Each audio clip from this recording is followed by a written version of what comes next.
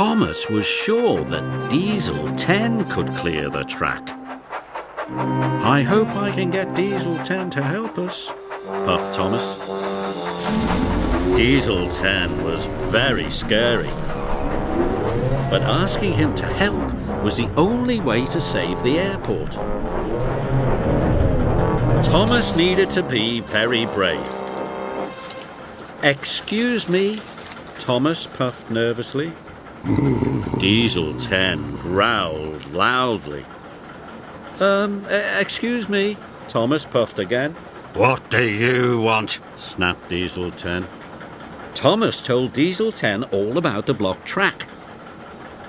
"Why would I help a steamy?" he grumbled. "Because if the aeroplane doesn't land, there will be no holiday makers," puffed Thomas. "Then none of the engines will be useful." "Maybe I will help," growled Diesel 10. "Later." "But we need your help now," puffed Thomas, "or all the engines will have worked for nothing." "You'll be the most useful engine of all," Thomas added. "All right," snarled Diesel 10. "I'll help."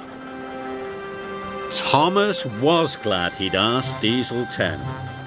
Diesel 10 was grumpy, but like all engines, he still wanted to be useful. The workmen had mended the runway.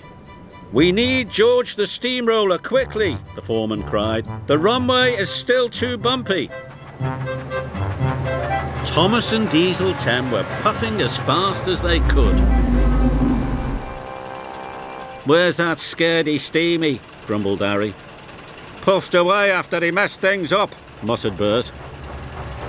But then Thomas arrived. "It's Thomas," gasped Mavis. "And he's with Diesel 10.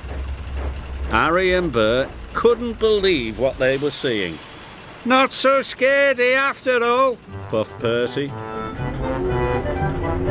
Before long, Diesel 10 was busy clearing wreckage into the waiting trucks.